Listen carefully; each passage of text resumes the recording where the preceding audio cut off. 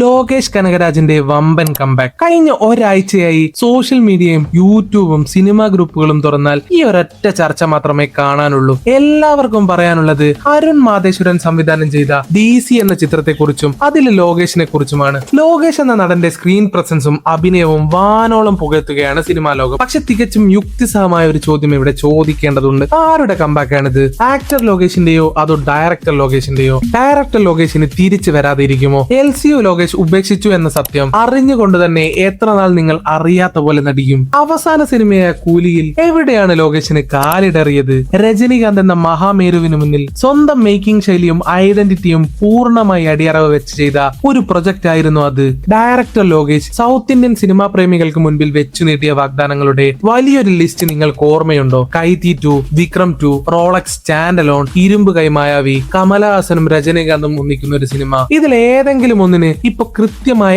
എന്തെങ്കിലും official update ഉണ്ടോ? ഇല്ല. വർഷങ്ങളായി ഓരോ അഭിമുഖങ്ങളിലും സോഷ്യൽ മീഡിയ പോസ്റ്റുകളിലും ഈ ടൈറ്റിലുകൾ ആവർത്തിക്കപ്പെടുന്നുണ്ടെങ്കിലും ഒരൊറ്റ സിനിമ പോലും ഷൂട്ടിംഗ് ഫ്ലോറിലേക്ക് എത്തുന്നില്ല. ഇതിനിടയിൽ അല്ലു അർജുൻ സിനിമ കഴിഞ്ഞാൽ ലോകേഷ് വീണ്ടും അഭിനയത്തിലേക്ക് തന്നെ മടങ്ങുമെന്നാണ് ഹോളിവുഡിൽ നിന്നുള്ള അടക്കം പറച്ചിലുകൾ. മറ്റൊരു ഞെട്ടിക്കുന്ന സത്യം കൂടി ഓർമ്മിപ്പിക്കട്ടെ. 2023 ലോകേഷ് പരസ്യമായി പറഞ്ഞൊരു കാര്യമുണ്ട്. താൻ ആകെ 10 സിനിമകൾ മാത്രമേ സംവിധാനം ചെയ്യൂ എന്ന്. അതിനുശേഷം വിരമിക്കുന്നു. ആ കണക്ക് വെച്ച് നോക്കിയാൽ ഇപ്പൊ ലോകേഷിന്റെ കയ്യിൽ ബാക്കിയുള്ള ഡയറക്ടോറിയൽ സ്ലോട്ടുകൾ എത്രയാണെന്നറിയാമോ? ഇന്ന് നമ്മൾ ലോകേഷ് കനകരാജ് എന്ന സംവിധായകന്റെ കരിയർ ആദ്യ സിനിമ മുതൽ ഇന്ന് വരെ കൃത്യമായി വിശകലനം ചെയ്യാൻ പോവുകയാണ്. എവിടെയാണ് അയാൾക്ക് പാളിയത്? എന്താണ് ഈ അപ്രതീക്ഷിത ട്രാക്ക് മാറ്റത്തിന് പിന്നിലെ രഹസ്യം? ഈ വിശകലനം കഴിയുമ്പോൾ കംബാക്ക് എന്ന വാക്കിനെ കുറിച്ച് നിങ്ങൾ തീർച്ചയായും ഒന്നുകൂടെ ചിന്തിക്കും. അതിനൊക്കെ മുന്നേ ഓൾ വെൽക്കം ബാക്ക് ടു ഹേസന. ഇവിടെ നമ്മൾ അധികമായിട്ട് സംസാരിച്ചിട്ടില്ലാത്ത കുറച്ച് സിനിമാ വിശേഷങ്ങളാണ് സംസാരിക്കാറുള്ളത്. വീഡിയോ ഇഷ്ടപ്പെട്ട കൂടെ കൂടിക്കോ. ആദ്യം നമുക്ക് DC എന്ന സിനിമയെ കുറിച്ച് സംസാരിക്കാം. അരുൺ മാതേശ്വരൻ സംവിധാനം ചെയ്ത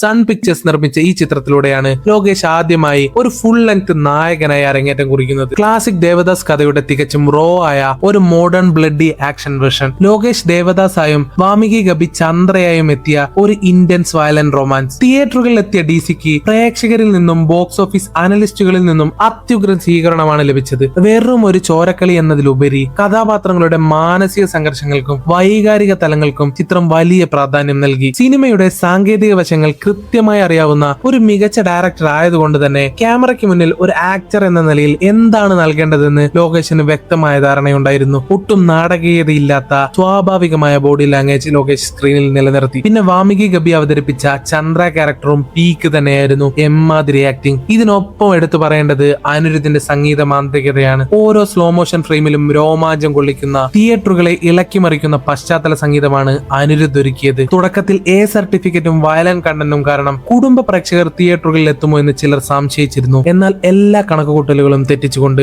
ആദ്യ 4 ദിവസം കൊണ്ട് ചിത്രം 30 കോടിയിലധികം രൂപ കളക്ട് ചെയ്തു. ഇപ്പൊ 100 കോടിയിലേക്ക് കടക്കാൻ പോകുന്നു. ഇതിലെ ഏറ്റവും രസകരമായ കാര്യം കേരളത്തിൽ നിന്നുള്ള പ്രതികരണമായിരുന്നു. നല്ല സിനിമകളെ എപ്പോഴും നെഞ്ചിലേറ്റുന്ന മലയാളി പ്രേക്ഷകർ ഒരു സാധാരണ പ്രവൃത്തി ദിനത്തിൽ പോലും തമിഴ്നാട്ടിനേക്കാൾ കളക്ഷൻ നൽകിയാണ് DC സ്വീകരിച്ചത്. ഒരു നവാഗത നടൻ എന്ന നിലയിൽ ഇത് ലോകേഷിന്റെ ഗംഭീരമായ ഒരു തുടക്കം തന്നെയാണ്. അതിലൊരു തർക്കവുമില്ല. പക്ഷെ ഒരു നിമിഷം ആലോചിച്ച് നോക്കൂ. ലോകേഷ് കനകരാജ് എന്ന് കേൾക്കുമ്പോൾ നമ്മുടെ ഉള്ളിൽ ആദ്യം തെളിയുന്നത് ഇന്ത്യൻ സിനിമയെ വിറപ്പിച്ച LCU എന്ന സിനിമാറ്റിക് യൂണിവേഴ്സ് അല്ലേ? സൗത്ത് ഇന്ത്യൻ മുഴുവൻ ആരാധിക്കുന്ന ആ ബ്രാൻഡ് ഉണ്ടാക്കിയ ഡയറക്ടർക്ക് ശരിക്കും എവിടെയാണ് പിഴച്ചത്? നമുക്ക് സ്റ്റാർട്ടിങ്ങിൽ നിന്ന് തുടങ്ങാം. 2016 അവിയൽ എന്ന ആന്തോളജി ചിത്രത്തിലെ കാലം എന്ന കൊച്ചു സെഗ്മെന്റിലൂടെയായിരുന്നു ലോകേഷിന്റെ തുടക്കം. ഒരു സാധാരണ ബാങ്ക് ജീവനക്കാരനായിരുന്ന ലോകേഷിലെ പ്രതിഭയെ തിരിച്ചറിഞ്ഞ് പ്രോത്സാഹിപ്പിച്ചത് കാർത്തിക് സുബ്ബരാജ് ആയിരുന്നു. തുടർന്ന് 2017 മാനഗരം എന്ന ആദ്യ ഫീച്ചർ ഫിലിം ഒരു കൊച്ചു ബഡ്ജറ്റിൽ വന്ന് തന്റെ ബഡ്ജറ്റിന്റെ 3 ഇരട്ടിയിലധികം തിയേറ്ററുകളിൽ നിന്ന് തിരിച്ചുപിടിച്ച ആ hyper link thriller Tamil cinema ലോകത്തെ അക്ഷരാർത്ഥത്തിൽ ഞെട്ടിച്ചു. പിന്നീട് 2019 കൈത്തിയെ പറ്റി എന്തു പറയാനാ? കാർത്തിയെ ദില്ലി എന്ന മുൻ തടവുകാരനാക്കി ഒരൊറ്റ രാത്രിയിൽ നടക്കുന്ന കഥ.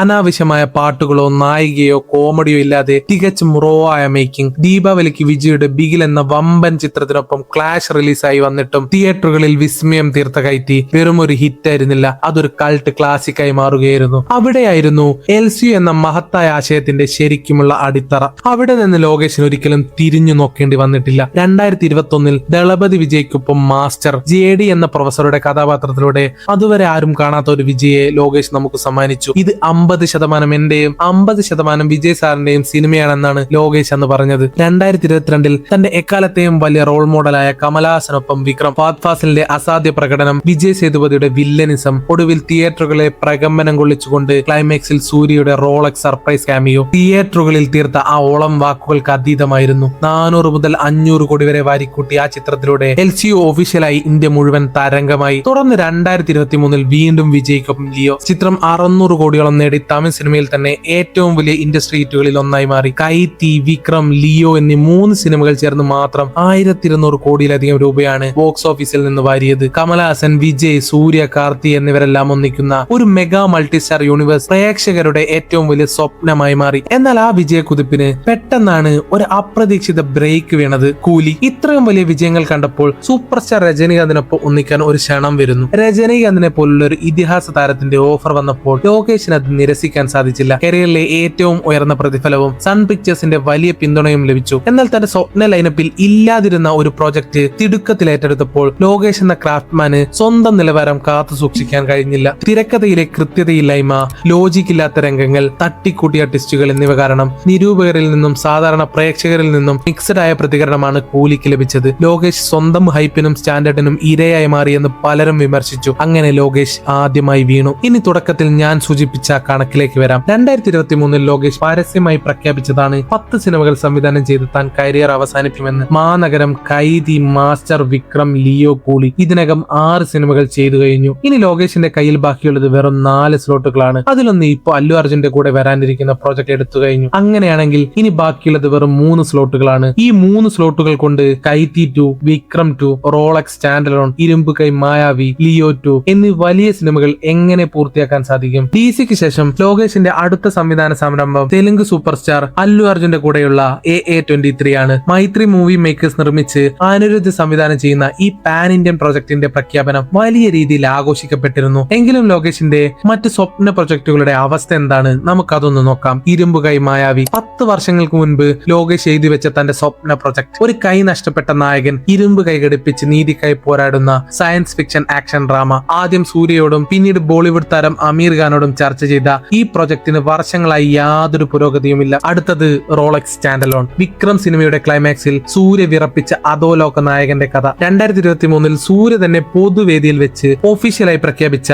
റോളക്സ് സ്റ്റാൻഡലോൺ ചിത്രത്തിന് 3 വർഷങ്ങൾ കഴിഞ്ഞിട്ടും ഒരൊറ്റ അപ്ഡേറ്റ് പോലുമില്ല. സൂര്യ പോലും ഇപ്പൊ പറയുന്നത് അത് ലോകേഷിനോട് ചോദിക്കണമെന്നാണ്. അടുത്തത് കമലഹാസൻ രജനീകാന്ത് കോംബോ. 46 വർഷങ്ങൾക്ക് ശേഷം ഇന്ത്യൻ സിനിമയിലെ 2 മഹാമേരുക്കൾ ഒന്നിക്കുന്ന ചിത്രം. ഇരുവരുടെയും ആവശ്യപ്രകാരം ലോകേഷ് 1.5 മാസത്തോളം ഇരുന്ന് തിരക്കഥ തയ്യാറാക്കി. എന്നാൽ അവർ ആവശ്യപ്പെട്ട തരത്തിലുള്ള ഒരു ലൈറ്റ് ഹാർട്ടഡ് എന്റർടൈനർ തന്റെ സംവിധാന ശൈലിക്ക് വഴങ്ങില്ലെന്ന് മനസ്സിലാക്കി ലോകേഷ് തന്നെ മാന്യമായി അതിൽ നിന്ന് പിന്മാറുകയായിരുന്നു. കൂലിയെ പോലെ എടുത്തു നശിപ്പിക്കുന്നതിനേക്കാൾ നല്ലത് മാറിക്കൊടുത്തത് തന്നെയാണ്. അതായിരുന്നു ഏറ്റവും നല്ല ഡിസിഷൻ. ഈ കോംബോ പിന്നെ വേറൊരു ഡയറക്ടർ ഏറ്റെടുത്തു. അടുത്തത് കൈതി 2. പ്രേക്ഷകർ ഏറ്റവും കൂടുതൽ കൊതിക്കുന്ന സീക്വൽ. ലിയോയ്ക്ക് വേണ്ടിയും കൂലിക്ക് വേണ്ടിയും പലതവണ മാറ്റിവെക്കപ്പെട്ടു. അല്ലു അർജുൻ ചിത്രം കഴിഞ്ഞ് കൈതി 2 ഉണ്ടാവൂ എന്ന് പറയുമ്പോൾ ഇനിയും വർഷങ്ങളുടെ കാത്തിരിപ്പ് ബാക്കിയാണ്. കൈതിയിലെ ദില്ലിയുടെ മകൾ പോലും വളർന്ന് വലുതായി കഴിഞ്ഞു. ഇനി ഇതൊക്കെ എങ്ങനെ ചെയ്യുമെന്നത് അവിശ്വസനീയമായിരിക്കും. അടുത്തത് വിക്രം 2. LCUവിലെ സകല താരങ്ങളെയും ഒന്നിപ്പിച്ച് നിർമ്മിക്കേണ്ട അൾട്ടിമേറ്റ് സിനിമ. എന്നാൽ വിജയ് സിനിമയിൽ നിന്ന് വിട്ടുനിൽക്കുന്ന ഈ കാലഘട്ടത്തിൽ ഈ യൂണിവേഴ്സ് എങ്ങനെ പൂർണ്ണതയിലെത്തും എന്നതിൽ സിനിമാ ലോകത്തിന് വലിയ സംശയങ്ങളുണ്ട്. ഇതെല്ലാം കാണുമ്പോൾ